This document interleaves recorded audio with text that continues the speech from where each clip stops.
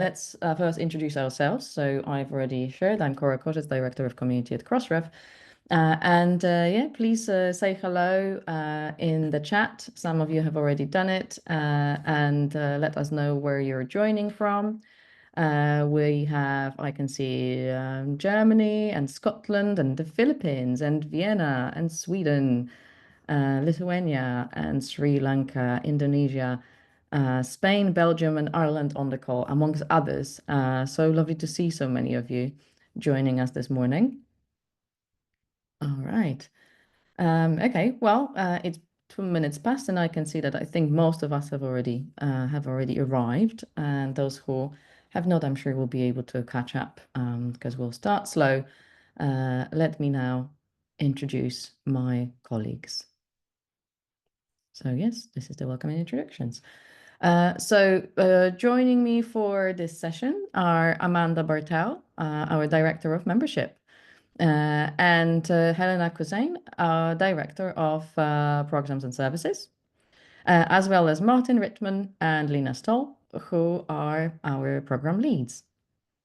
In addition to all of us who will be facilitating and speaking this morning or this afternoon or evening, depending on where you are, of course.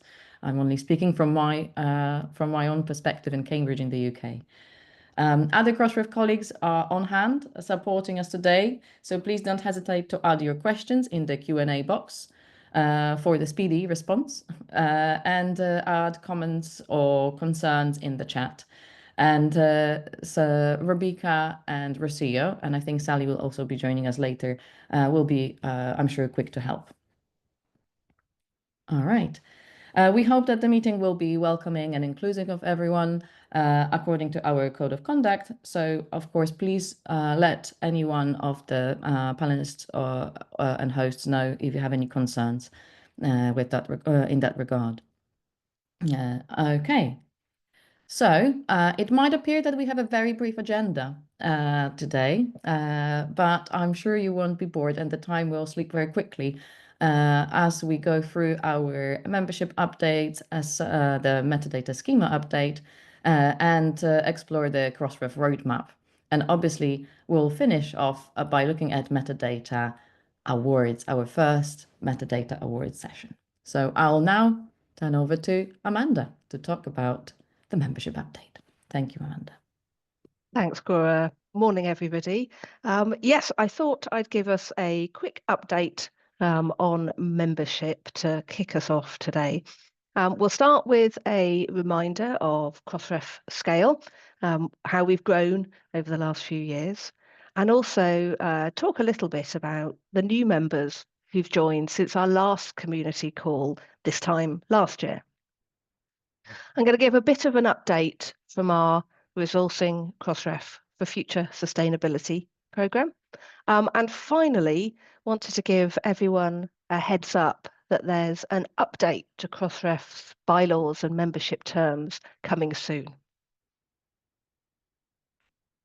So firstly, many of you will have seen a slide that looks similar to this in the past. Crossref, we now have 22,300 organisational members from 160 different countries.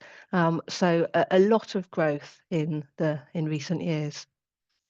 50% of those members are actually based in Asia. So it's really great to have so many people on the call today from Asia. 40% of our members now are universities or scholar-led, and actually that's the largest group of members, not organisations that consider themselves publishers first and foremost, but organisations that consider themselves to be universities. We're supported gratefully by our 125 sponsor organisations and 48 ambassadors. So yes, thank you to them for all of the support that they give us and the community. And we currently have 170 million open metadata records, which are resolved 1.3 billion times a month, which is actually 94% of all DOI use. And there are 2 billion queries of our metadata each month by the thousands of systems ingesting and reusing this open metadata. But not just systems, of course, individual researchers, bibliometricians, etc. So let's have a look at the new members who've joined since our last community call in May last year. Welcome, if there are any of you on the call. These members joined us from 132 different countries. And to match overall trends, many of those members came from the continent of Asia. 21% of our new members in the last year are based in Indonesia, 9% in India, 3% in Pakistan. But we also have 9% from the USA, 6% from Brazil, 4% from Turkey. So yeah, a real mix. Most of these new members tend to be smaller organizations. They're either working with us through a sponsor or they're paying our lowest membership fee tier as an independent member. 156 of them are eligible for our GEM program, which offers organizations based in the lowest income countries in the world access to Crossref without paying membership or content registration fees. So it's great to see 156 organizations in the last year taking advantage of that.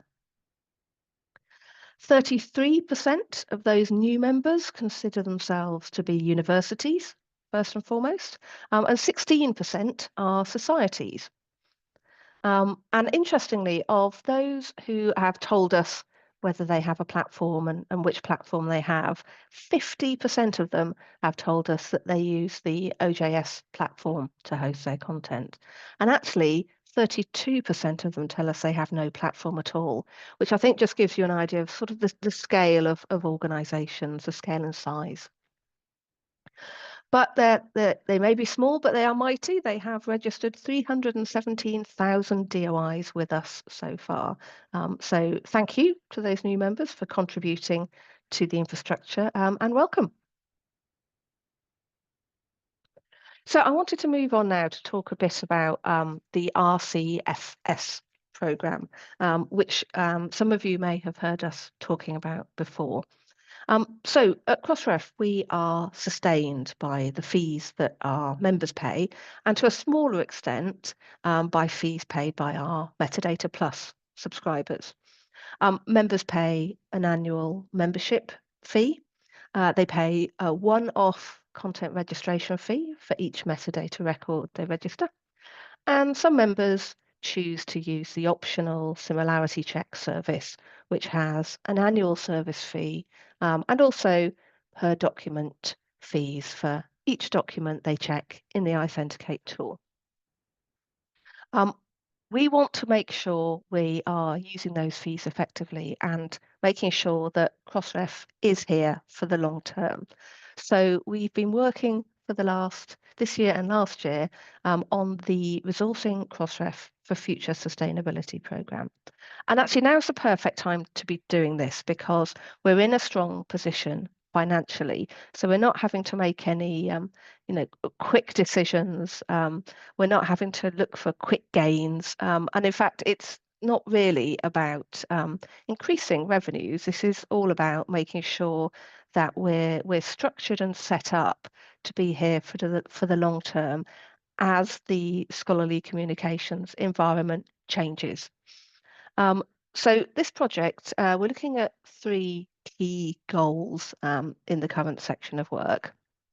We want to make our fees more equitable.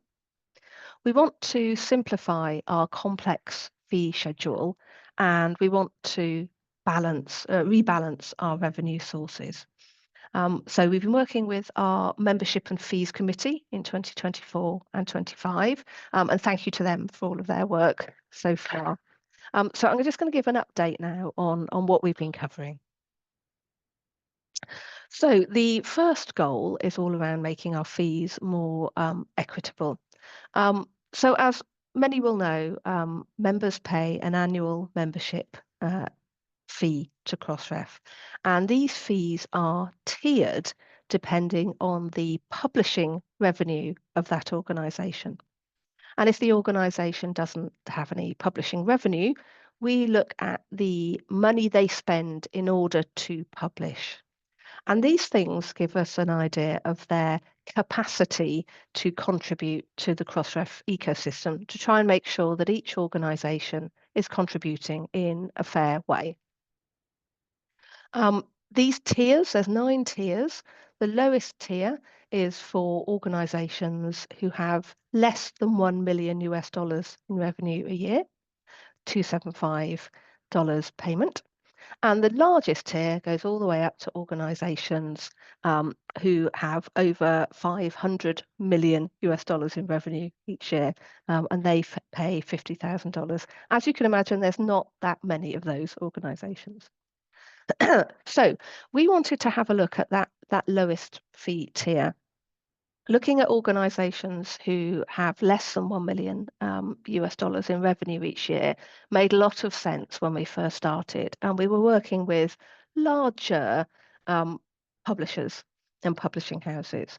But as we've seen from the membership information I've just talked about, our members are very different nowadays. They're smaller, they're often institution based, they're often open access, they often don't have as much access to funds. So we wanted to look at whether that lowest fee tier was still fit for purpose. And also, as organisations are defining themselves as publishers, first and foremost, less, is that basis for sizing and tiering by looking at publishing revenue, is that still right?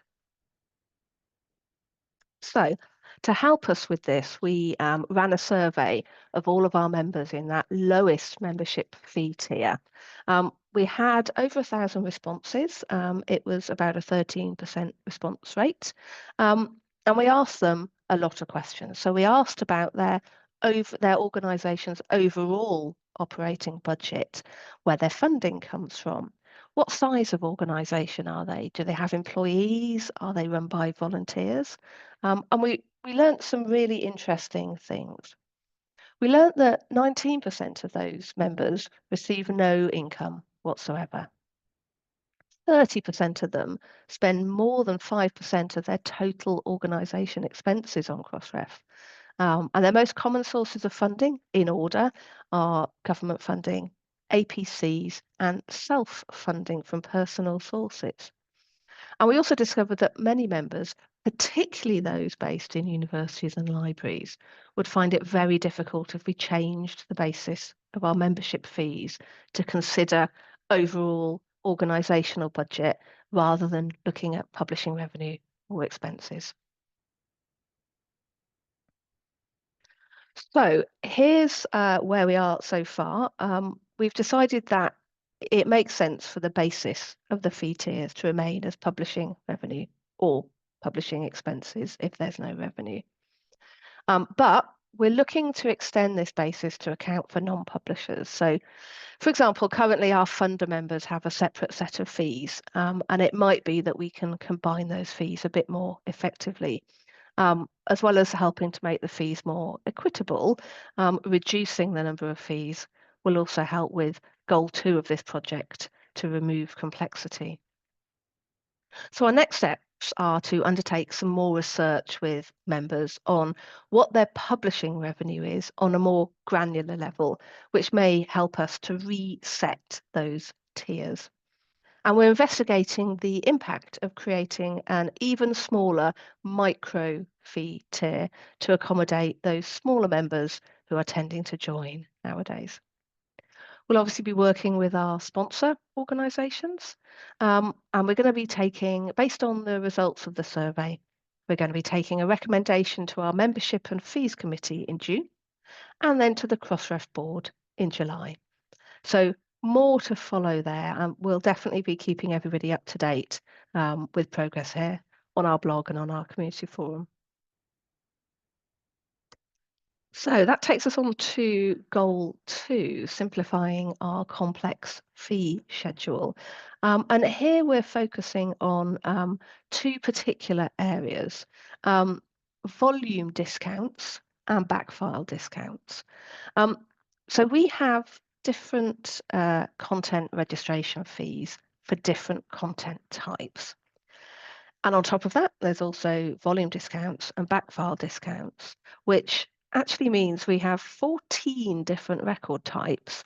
And when you further split that down to include these discounts, there are 42 potential different fees that could be charged, which is unsurprisingly fairly complex. So why is this complexity a problem? Well, it means that our billing code and processes are complicated. We know that these discount types are underused or only used by a few members. We know it's difficult for potential members to understand the cost. If they look at our fees page, they can't really work out on their own what the likely cost of working with Crossref is going to be. We can't offer them really like an easy self-service tool, for example, because there's so much complexity in there. But it's also difficult for existing members to predict their fees as well. And it's hard for us to provide running totals, for example, or provide closing invoices when members leave. Volume discounts play a particular part here. They are often calculated at the end of a quarter. So, for example, volume discounts on components in a reference book, they're applied to parts of the same book in the same quarter. So they can only be calculated at the end of the quarter, which makes these running costs, closing invoices, quite difficult. So here's what we know about volume discounts and backfile discounts. We've taken a look at how often they're used, which members take advantage of these discounts, and we discovered for volume discounts, it's a very, very small percentage of all the content registered with us that takes advantage of volume discounts. 630,000 records in 2024 out of 11 million had volume discounts applied. And actually between 2021 and 2024, there were only actually 28 members who took advantage of these. And they're tending to be, unsurprisingly, our larger, more well-financed members. And these ones, the volume discounts, because of that quarterly aspect, they're the ones that have the largest impact on that billing complexity. Backfile discounts. Now, backfile discounts are in place to encourage all members to register backfile after they join. We know new members will start registering DOIs for new content as it's published, but actually backfile is really important for creating a complete research nexus. We know that some of these backfile discounts are heavily used, but a lot of them are very underused. And we also know that use of this is most changeable in the early stages of adoption. So, for example, with grants, although our grant linking system is already 5 years old, it's still at an early stage of adoption. So there's still a lot of new funder members joining, and actually giving them incentives to register their older grants, which can then be linked with already published content, is going to have the biggest impact on a linked up research nexus. So our proposals for goal 2 around reducing complexity are to remove volume discounts altogether. We're proposing to retain backfile discounts for highly used content types, journal articles, books and book chapters, and also content types at an early stage of adoption, such as grants. But we're proposing to remove backfile discounts for the less well used and the more established content types, conference proceedings, technical and working papers, theses and dissertations, preprints, and other posted content.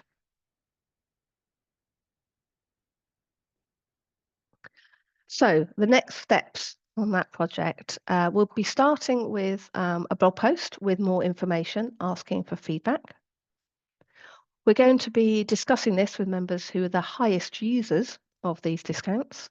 We're talking to the Membership and Fees Committee in May, and again, a recommendation will go to the Crossref board in July. Our final goal, this project, goal 3, is all around rebalancing revenue sources. And a project here is to reflect the increasing value of Crossref as a metadata source. So this is likely to include looking more closely at Metadata Plus and perhaps some additional metadata services. We haven't done as much on this project so far, so there isn't much to update on, but more to come on there. So that's our RCFS program. A lot more to come there, but some changes likely to be coming related to membership fee tiers and content registration fees. And finally, in my section in the membership update, I wanted to let everybody know that there's a forthcoming update to our membership terms, but also our bylaws. We tend to update our bylaws less regularly, so both will be changing in the coming months. The idea of these changes are to provide a bit more clarity and alignment between the bylaws and the membership terms, and to reflect previous board motions. Because we don't update the bylaws very often, a few things had got out of sync between the terms, and there'd be various things that the board had agreed that had never been included in the bylaws. We also wanted to bring both documents up to date with our current process for suspending and revoking membership, and also reviewing these decisions. Suspending and revoking membership happens very infrequently, but it's important that we have a solid process that everybody understands for that. And finally, we wanted to change the terms to help us be more explicit about the membership standards that we expect from members, particularly related to preserving the integrity of the scholarly record. So the changes to the terms will help us to provide more guidance to members on what expected behaviour looks like. So what happens next? So the changes to the bylaws are actually already in effect. The new member terms will come into effect in mid-July, and we'll actually be sending an email to the primary contact on each member account in the next few days. Members are given 60 days notice of any changes to the terms. There's no need for anyone to do anything. You don't need to accept the new terms. You don't need to tick a box. You don't need to sign anything. Just by carrying on using the Crossref service, you'll be accepting the new terms. And there'll be a blog coming soon that the email will link to, that gives complete details of exactly everything that's changed, including a PDF of the old terms marked up with exactly what's changed. So there we go. That is the latest on the membership side of things. And I'm going to stop sharing and hand over to our next speaker. Thank you.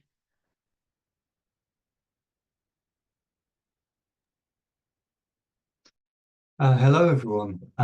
Really nice to be with you and to present this latest on our schema and schema updates. I have to say at the beginning, I'm deputizing for Patricia Feeney, who's our head of metadata.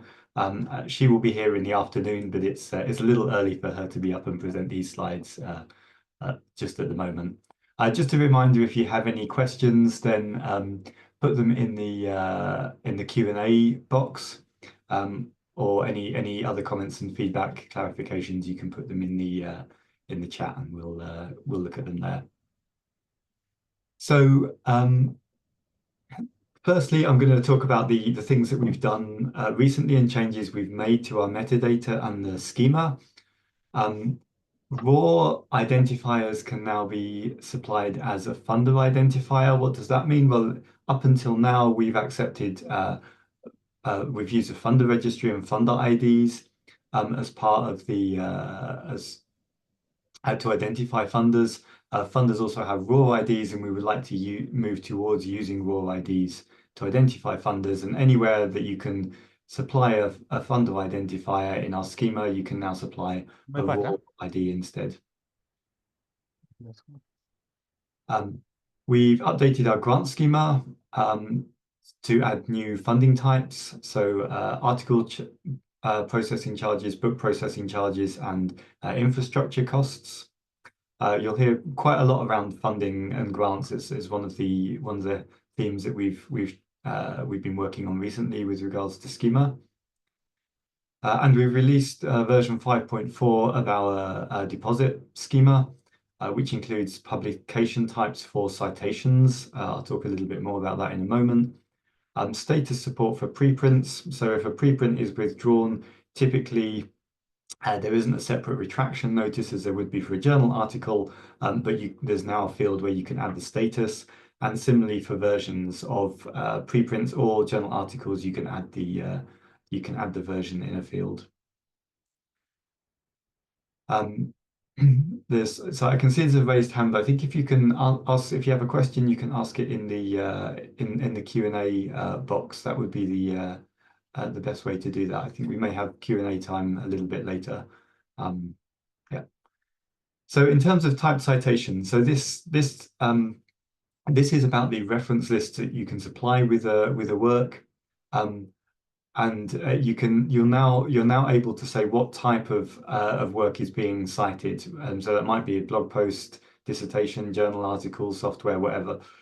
You can see the list here, and you'll notice that this is actually the types that you can deposit with Crossref, but a few extras as well, because we know that a more diverse range of works are cited than we have in the Crossref database, and so you'll see things like software.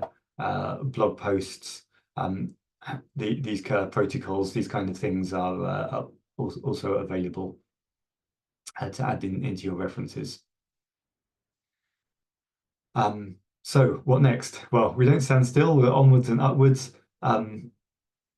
We're starting to work on schema, deposit schema version 5.5, and this will add contributor role support, so expanding this. So at the moment it's possible to it's possible to deposit one role per contributor, so per person, to say, for example, if they're an author or a translator, and quite a limited vocabulary. We're now going to allow multiple roles, and we're going to allow the use of the credit vocabulary. This will also be backwards compatible, so you won't need to change what you're doing currently, but you can take advantage of this. I've just seen a quick question that says, is versioning metadata available for all publication categories? Yes, the majority of publication types are covered by the 5.5 schema. The grant schema is something which is a slightly separate, and that's why it has its own versioning. Yeah. So I hope that answers that question.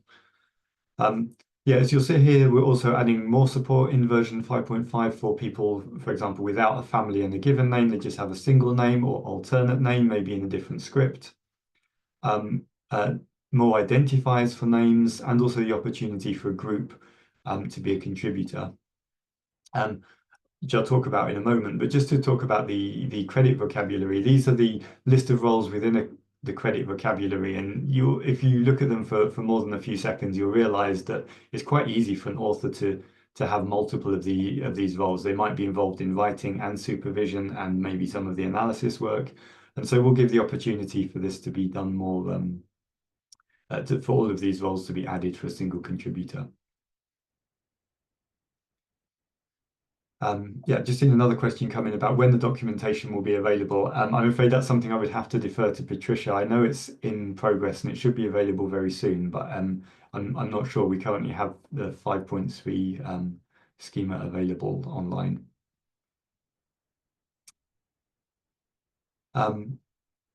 So just to kind of expand, this is a credit vocabulary, but there are some things that fall outside of that, and what we have, what's available at the moment to deposit doesn't map kind of one-to-one with credit. You can sort of see a comparison here. And so we're going to allow both of these to be available. So there is the credit vocabulary, but there's also other vocabulary that's available to be used around contributions.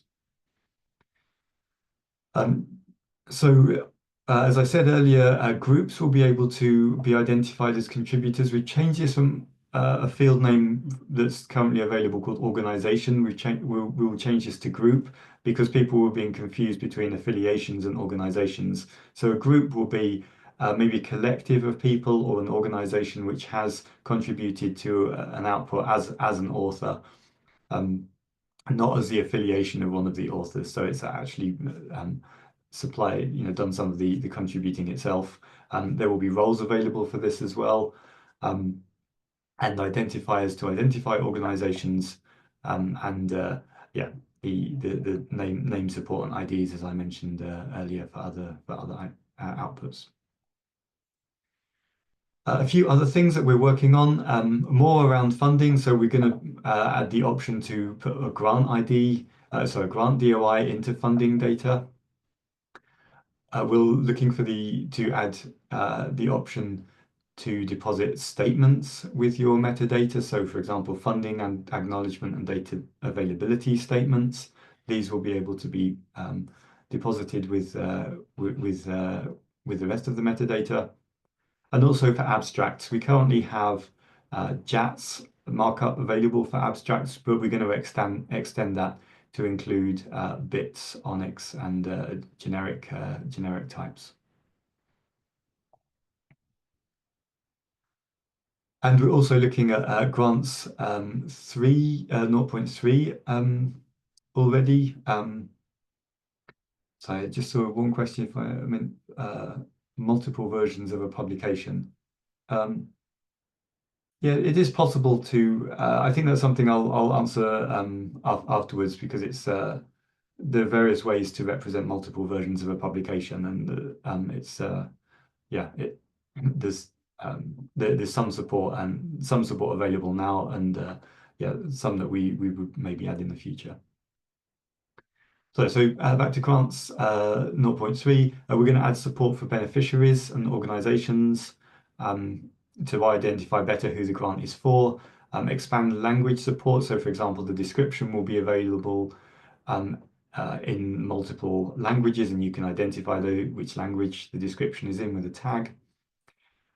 Product identifiers such as RAID, and again statements as well as for other outputs. For example, acknowledgements are quite common with grants. This is a list of other things that we're planning. These don't have a kind of a deadline or timeline yet, but it's kind of examples of things that we're thinking about. So subjects, keywords, more types of dates, more fine-grained types for journal articles, expanding the record types that we have, maybe to include some of the things that we have in the reference types now. Multilingual metadata is really important. It's something that we need to add support for almost all of the text fields to allow multiple languages, and expanding our list of relationships as well. And then briefly, if you kind of dozed off and you haven't been listening to what I've said so far, that's fine, I don't mind, but listen to this because this is really exciting, it's important. We're putting together a metadata advisory group. We need to hear from our community about metadata. We need you to help shape our metadata development, to come up with to help generate ideas of what changes need to be made in the schema, and also how those changes should be implemented to reflect the practices that are in the community. It's open to members and non-members. I think we can put a link in the chat, and please come and join us. And with that, I can pass on to the next speaker. Thanks for your attention. Yeah, thanks, Martin. I'll share my screen.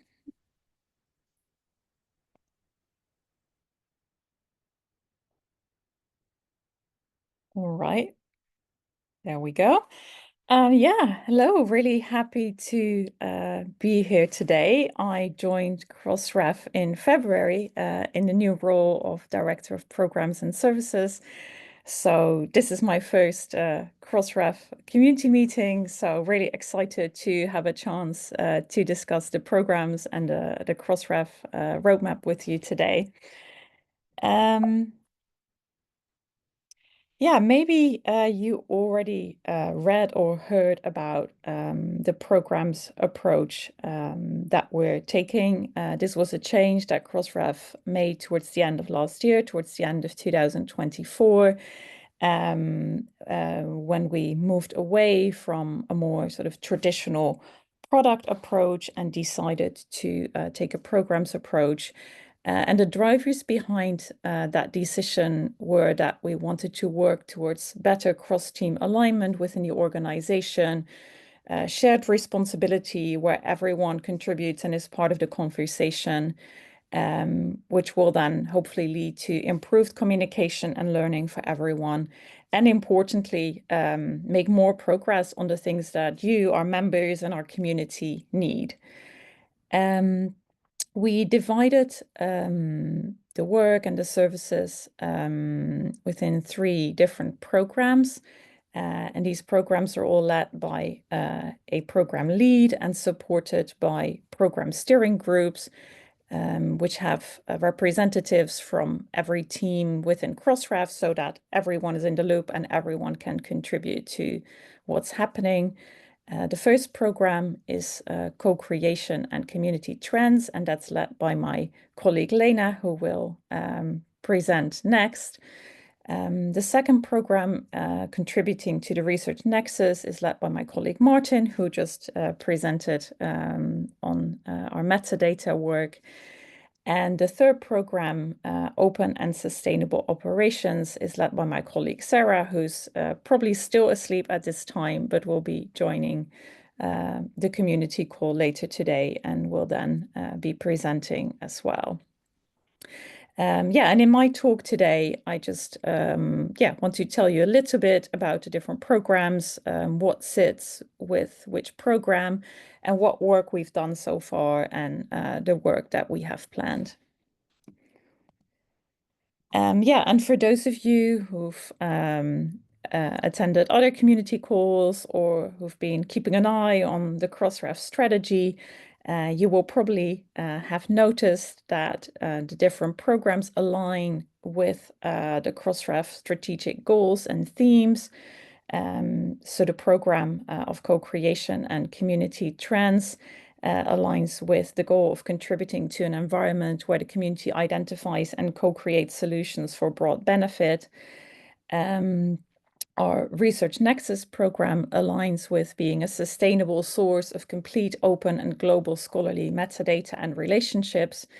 And our Open and Sustainable Operations program aligns with the goal of managing Crossref openly and sustainably, modernizing and making transparent all operations so that we're accountable to the communities that govern us. Yeah, and the fourth goal of fostering a strong team is obviously cross-cutting and very important for all programs. And we think the program's approach also really supports that because everyone is involved in the conversations about the programs and contributing to the conversations and decisions. So yeah, the first program, Co-Creation and Community Trends, as I said, this maps to the co-creation strategic theme.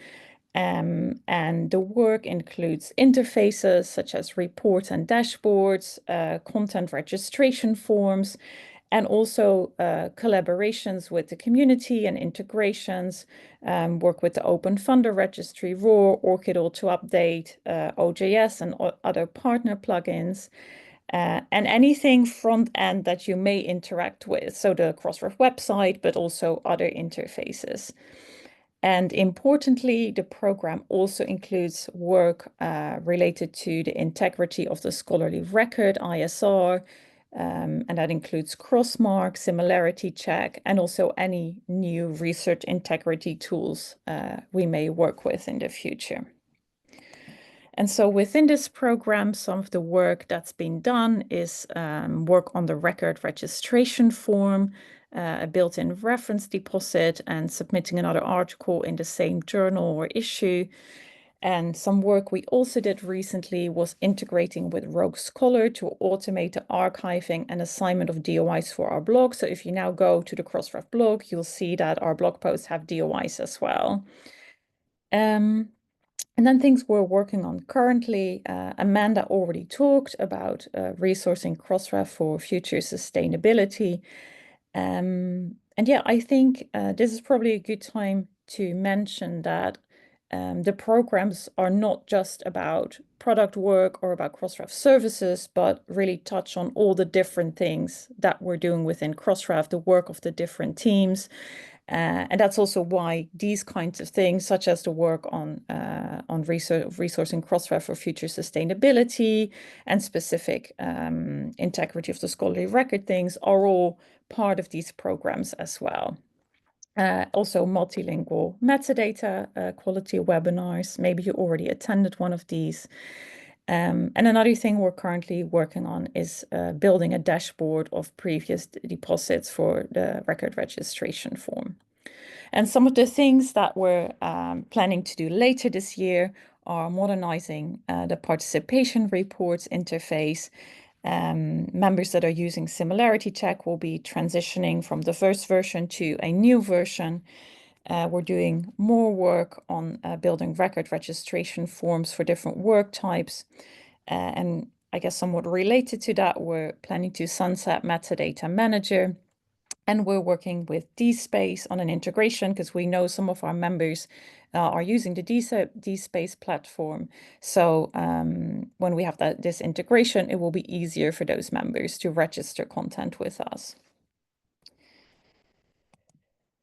Yeah, then when we look at the second program contributing to the Research Nexus, we see the Research Nexus as a rich and reusable network that represents scholarly activity. And obviously, all the programs contribute to that. It's not just this program, but this program really focuses on establishing connections to internal and external information. A lot of the work in this program is with the REST API, but also our other APIs. And there's work on the connection with external data sources, such as Retraction Watch, also sources within event data, and also supporting the community of metadata users. Work that's already happened within this program is adding Retraction Watch retractions to the REST API, the changes to schema 5.4 that Martin talked about. We released the 2025 public data file, and we organized a metadata sprint in Madrid for people that want to work with the Crossref metadata.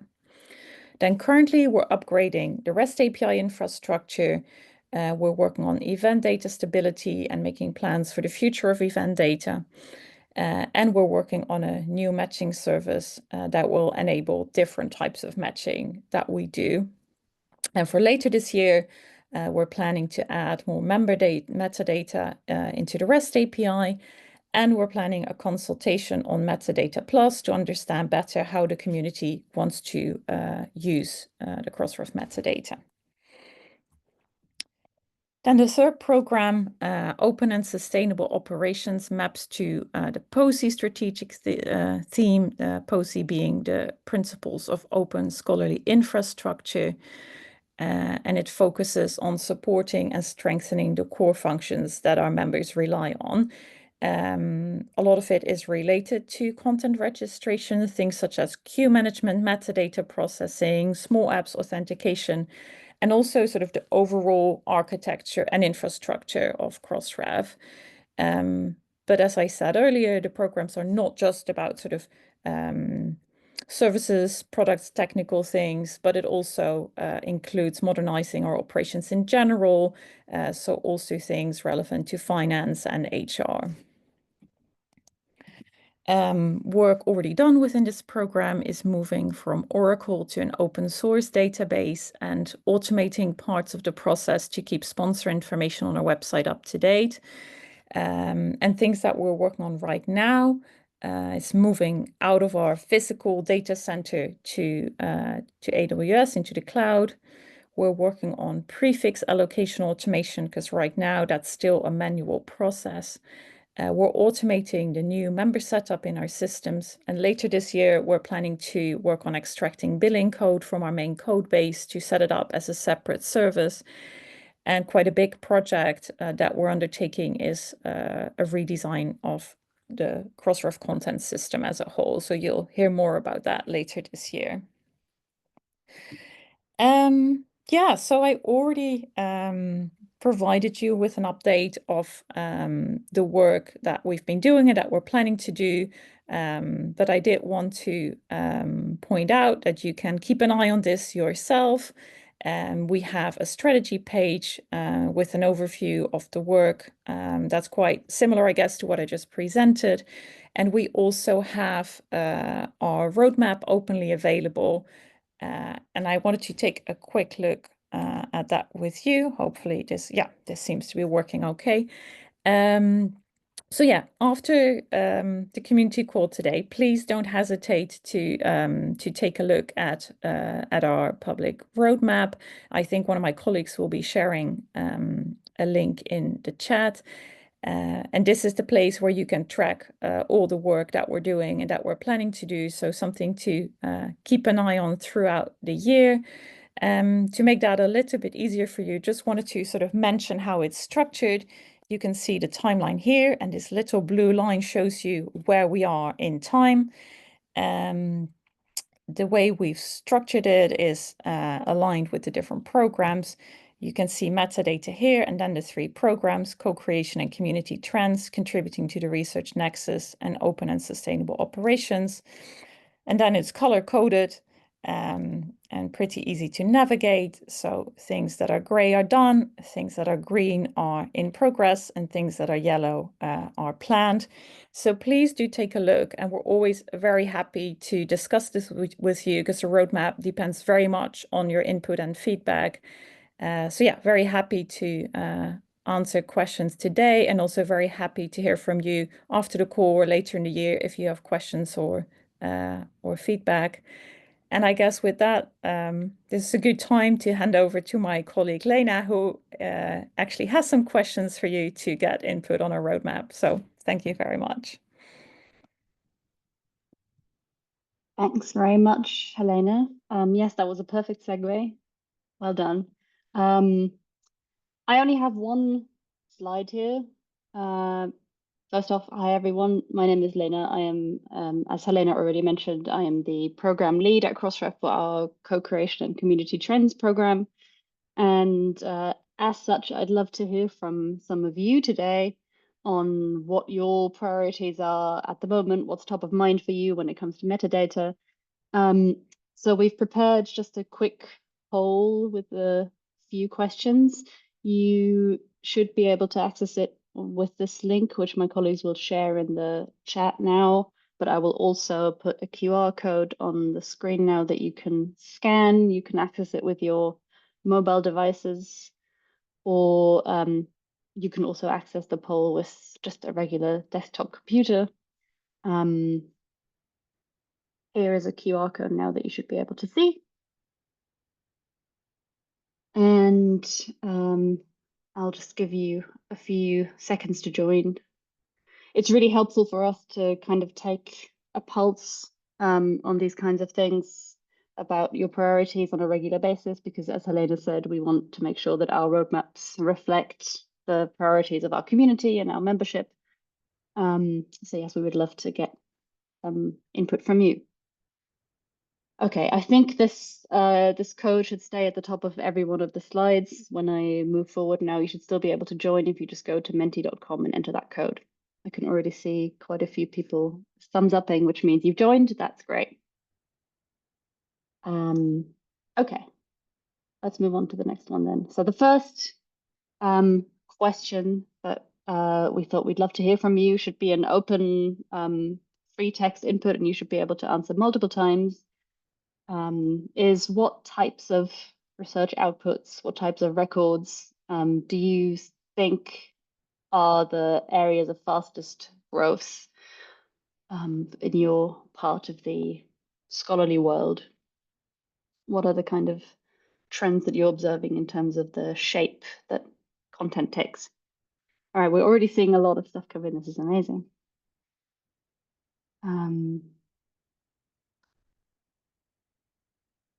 Oh, there's a lot of journal articles. Okay, that's good. We were wondering whether we'd hear a lot of journal articles here, just because that's obviously a very established type of content. But then we know there's still a lot of growth in especially open access journals. Let's see if the AI does a good job of grouping these things. Oh, nope. Okay. It will not. Sorry. I messed that up. There's always something that happens in these live things. Okay, I'm not trying to group anything with AI. It's fine. We can all see the groups ourselves. Yeah, we will export all of these results, and we can also share them later, so you can all have a look at what everyone else has said. But I think the kind of main responses you can already see here on the screen. I'm scrolling through them now, and I can see there's obviously a lot of repetition about journal articles and preprints, which is not surprising, but a few interesting kinds of record types. Blogs. We already had a brief mention of the Crossref blog and the work we've done to try and get that into the research nexus by archiving it and registering the metadata and DOIs for it. But obviously there's a lot of science blogs out there, which is a great way for the community to hear about how science is done straight from the horse's mouth.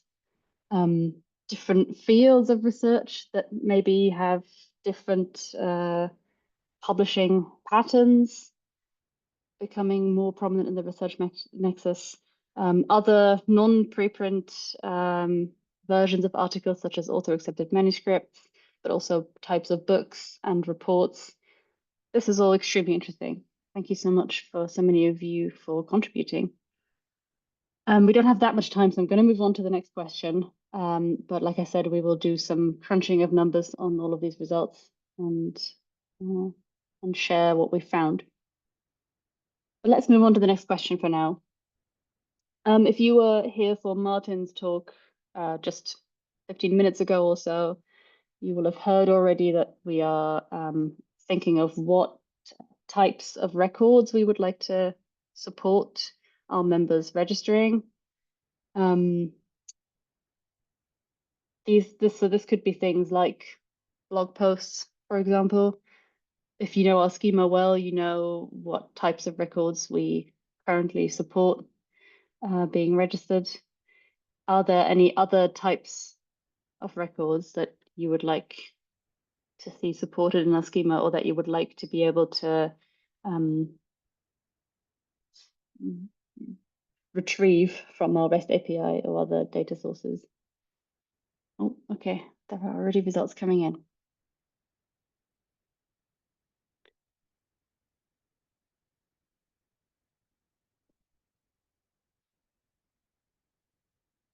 Okay. Yeah, like Martin said, Patricia, our head of metadata, is hopefully still asleep. She's in the US. This is a bit early for her, but this will all be really great feedback for her to hear and take into account on our metadata development roadmap. This question is probably somewhat related to the previous one about where you see the largest amounts of growth, but it's still interesting to hear what our members are interested in adding to the research nexus. Our schema does currently have a record type other, which I think is a catch-all for a lot of these things at the moment, but of course it's a lot more helpful if we can be more precise about the nature of the metadata that gets registered. So really interesting to hear what's top of mind here.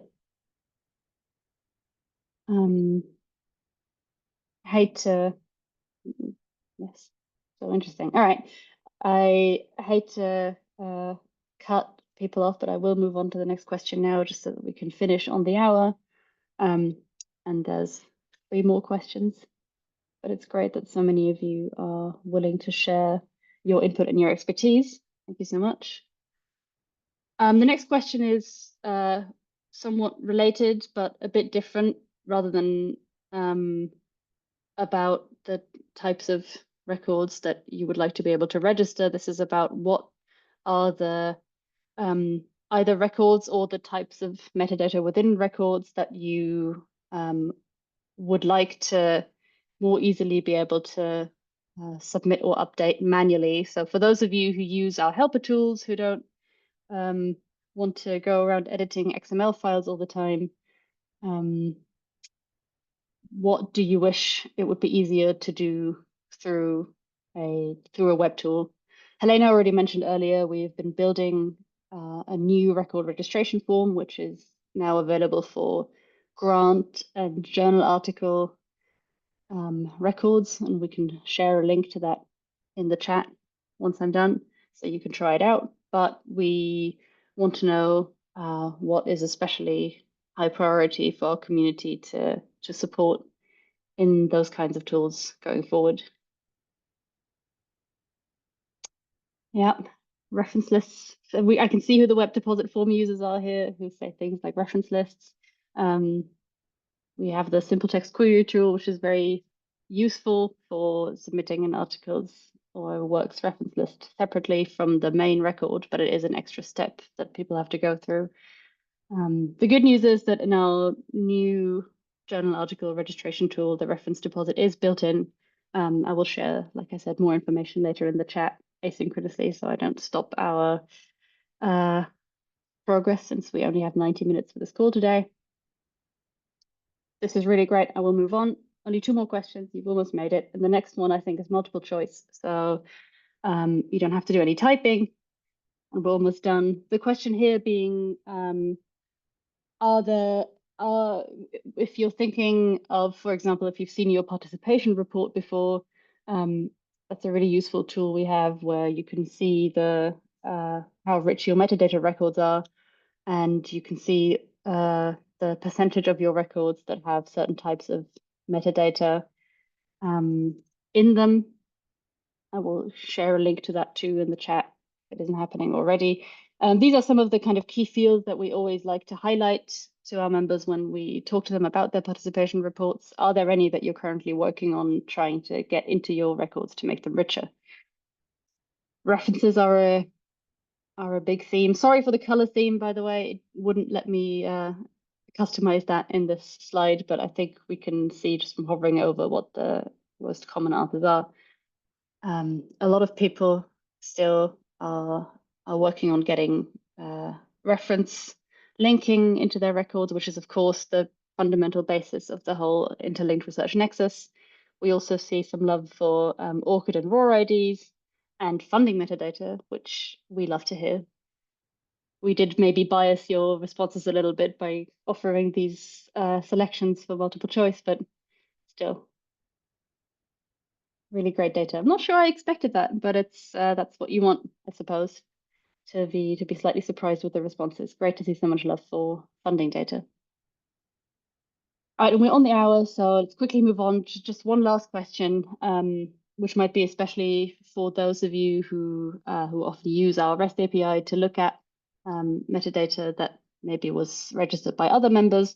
Are there any types of metadata that you'd like to see more, not so much record types, but within individual records, any types of metadata that you aren't seeing in the Crossref data corpus that you would like to be able to see and analyze? And then we will leave it at that. I think I should be able to actually keep this question open now, since it's the last one. Okay. Yes. Yeah, Martin already did a great job of teeing up some potential responses to this question with the schema update, and gave some ideas such as keywords.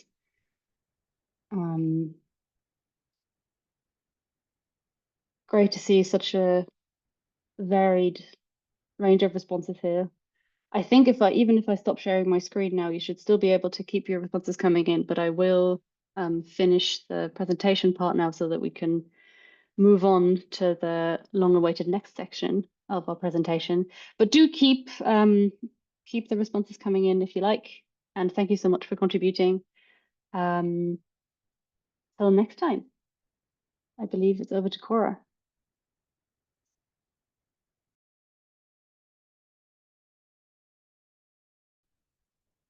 Who's muted. Hello. Yes. So I will very briefly make an introduction for this next part.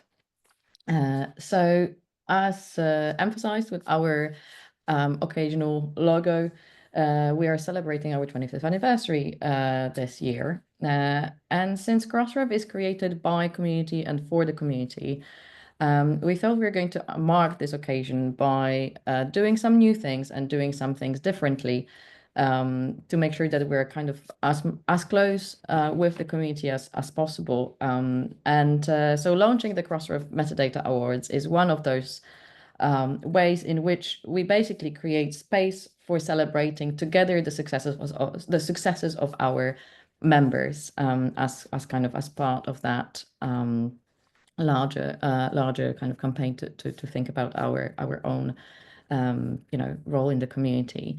And yeah, so now let me introduce Dr. Oscar Donde, member of our board, who will present the first ever Crossref Metadata Awards.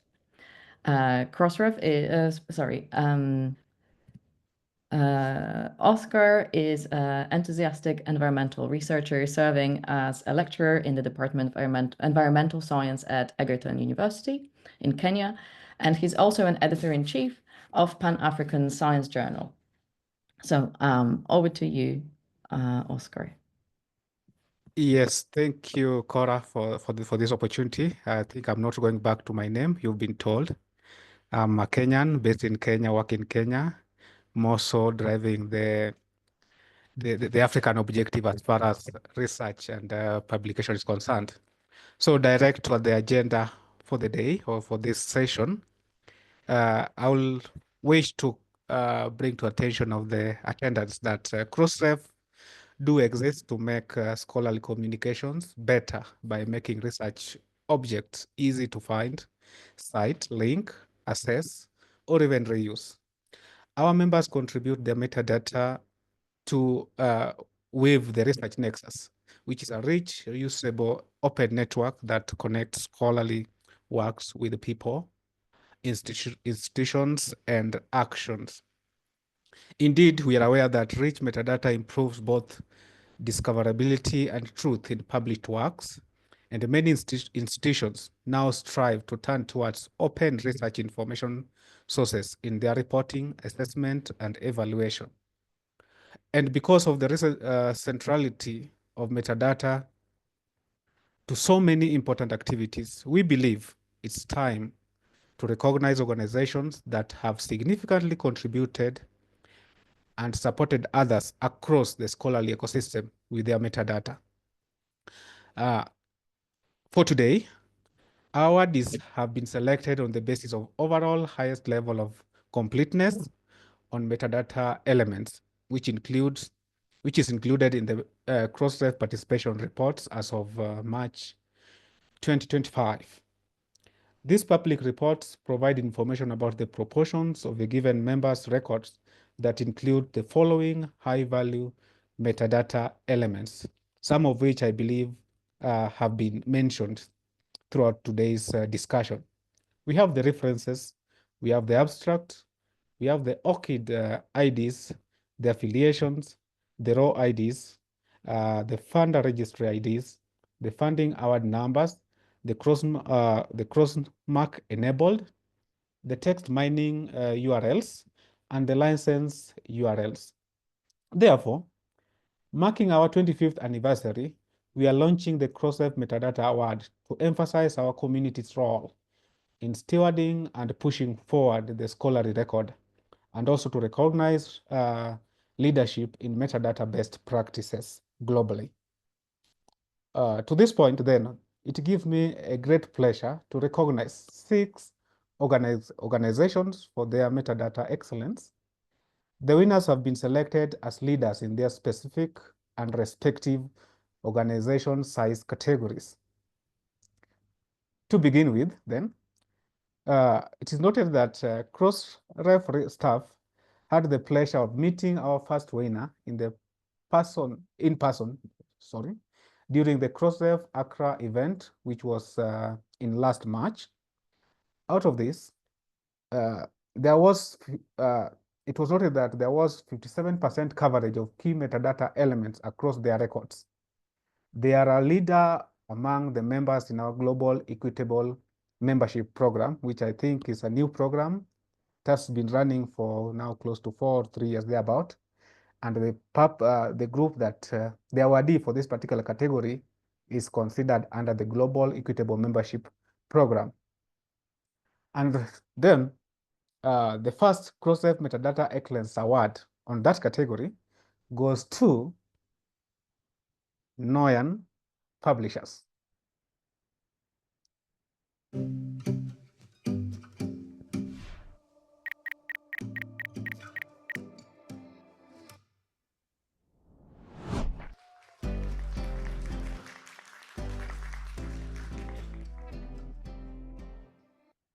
Thank you, Crossref, for recognizing our efforts in registering metadata with you over the last 5 years. I would also want to thank Professor Jonathan Kuwonu Ajauto, the brain behind Noyam Journals. Thank you for birthing this idea to encourage African scholarship. To our other team members, thank you for your support. Registering our metadata with Crossref has tremendously increased our readership across the globe. And we are excited for this opportunity, not only to receive this award, but also help other publishers and institutions within the African sub-region to join Crossref. As a small publisher in Ghana, West Africa, this award means a lot to us. It emphasizes the fact that it's possible for other small publishers to maximize the use of Crossref. Thank you for that acceptance. To our next competition, or our next category, the competition for our next award among small members, these are organizations with less than $1 million in terms of annual publishing revenue or expenses, is closer than in any other category. 4 organizations boast of over 70% coverage of key metadata elements across their records, while the leader under this category achieved 80% coverage. This Crossref Metadata Excellence Award goes to Giga Science Press.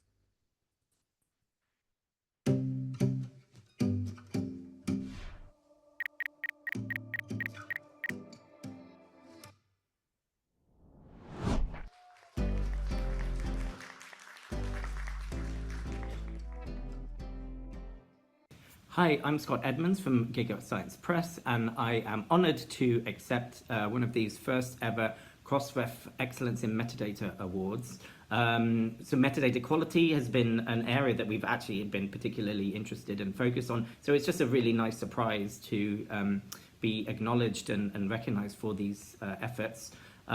We initially became focused on this because we were really thinking about discoverability of our content, but it's had extremely useful, handy kind of side effects in making third-party integrations with tools like OA Switchboard a lot easier. Our technical partners have found it very useful in developing new tools for research integrity as well. I would particularly like to thank our technical partners, River Valley Technologies, for all of their hard work in addressing our very challenging and exacting standards.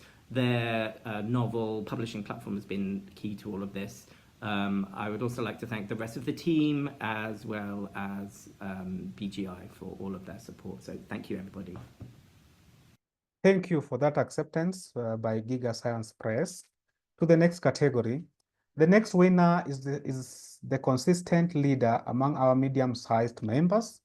which are organizations within publishing revenue or expense of between 1 to 10 million US dollars. They have 85% coverage of key metadata elements and have shown consistent dedication to metadata quality over the years.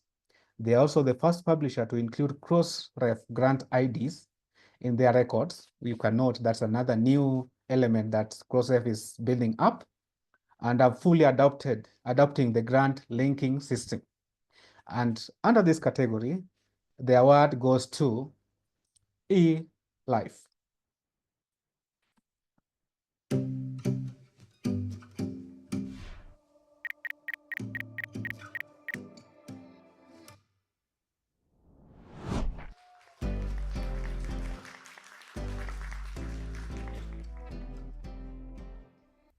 We're very grateful to Crossref for this award. Many thanks to their entire team for providing vital infrastructure for scholarly communication in such an open, robust and community-focused way. There are many people at eLife that have worked hard to improve our metadata, including Andy and the editorial team, our production vendors Exeter Pre-Media, as well as my team, Rebecca, Nasheen and James, who do the work to ensure everything is correct and complete. And finally to Graham Knott, the developer behind our open source metadata deposit systems, who made it all possible. Our key learning would be that while metadata should be considered at all parts of the research workflow, especially at the start, don't be afraid to explore using a good public API like Crossrefs or RAWs to enrich your metadata at a later stage. Thanks again. Okay, thanks to eLife for accepting the award. The next category, the leader among large organizations with more than 10 million US dollars in publishing revenue or expenses embarked on a metadata quality movement project several years ago, which continues to bear fruits as we see 56% coverage of the key metadata elements across their record to date. This Crossref Metadata Excellence Award goes to the American Society of Microbiology.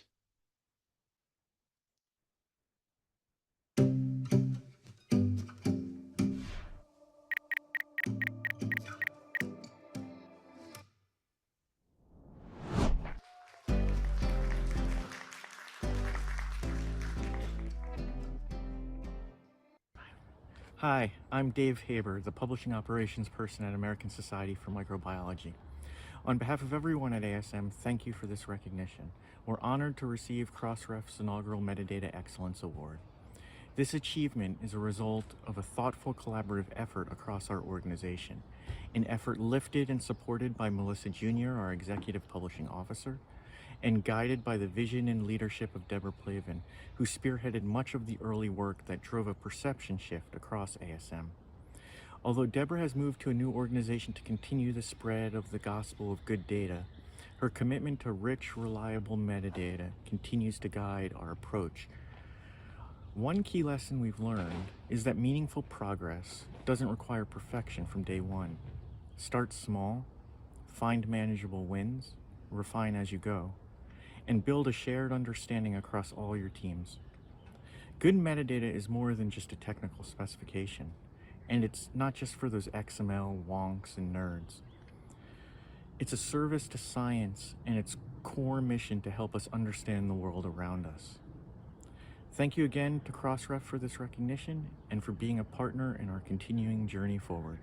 Thank you. Thank you very much. In fact, I'm very pleased to having met a representative from American Society of Microbiology, where I've encountered several of their publications. To our next category, because it's often taken time to hone new process and learn about metadata best practices, we also want to recognize metadata excellence among our new members. And these are those who have joined Crossref within the past 2 years. Under this category, our Crossref Metadata Excellence Award among new members goes to Universidad La Salle Arequipa, Peru, which in English I believe is University of Salle Arequipa of Peru, who joined Crossref in May 2023 and have 71% metadata coverage across their records. Welcome.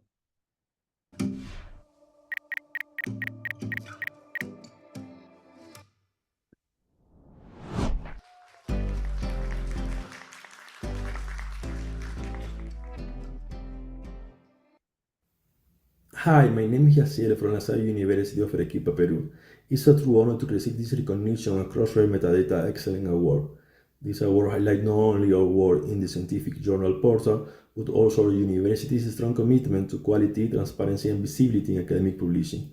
I especially want to thank the journal editor and the technical staff who have worked very hard to ensure each publication is supported by rich, complete, and well-structured metadata. We believe that sharing accurate, complete, and timely metadata is not a technical task, it's a responsibility to open science and global collaboration. One important lesson we like to share with the community is that metadata excellence is not about the technology, it's about building a culture of collaboration and continuous training. Thank you, Crossref, for guiding us for your best practice and recognizing those of us who believe in open and connected sciences. Thank you very much. Thank you too for your acceptance. Last but not the least, Crossref members don't just register their records, they also steward and maintain their metadata over time.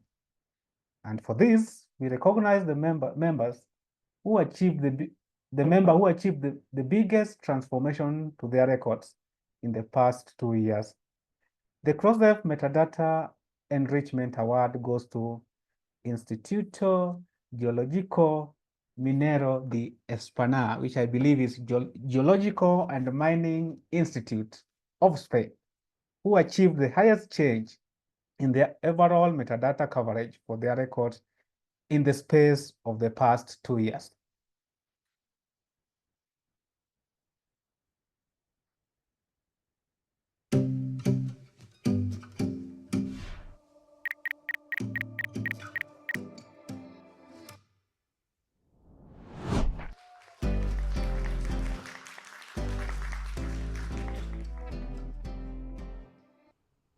Hi, this is Rubén Díaz Fernández. I'm editor-in-chief of Boletín Geológico y Minero. Our journal is edited by Editorial CSIC, based in Spain, and in close collaboration with Instituto Geológico y Minero de España. Our journal publishes papers within the scope of geology and in the geosciences. We would like to thank Crossref for the Metadata Enrichment Award we have received. We are committed to high-quality metadata for the works we publish, and we are happy to know that we are leaders in this field. Among Crossref members, our journal is being recognized for the greatest difference in metadata coverage, jumping from over 1% to more than 40% during the past 2 years. We hope that we can keep this track, and once again, thank you for the award. Thanks to all the awardees for the acceptance and for the hard work. And just to note that each of today's awardees will be interviewed for the Crossref blog, where the winners will share how they achieved their high level of metadata completeness, at least to enable others to copy and do the same in the coming future. To close the session, I'd like once again to congratulate the winners and wish you a further success with your metadata work. And allow me to close it by a Chinese term that goes, Jiayo. Jiayo means push on, keep on, do much better. Thank you.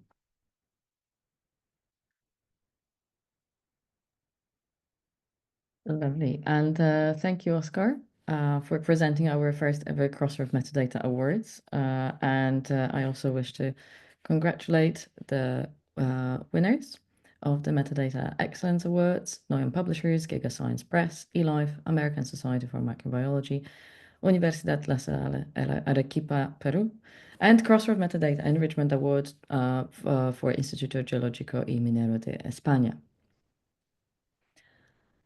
So right now, I believe all the questions in the Q&A have been answered. Please correct me if I am wrong, as I have lost the side of the Q&A box now that I have started presenting.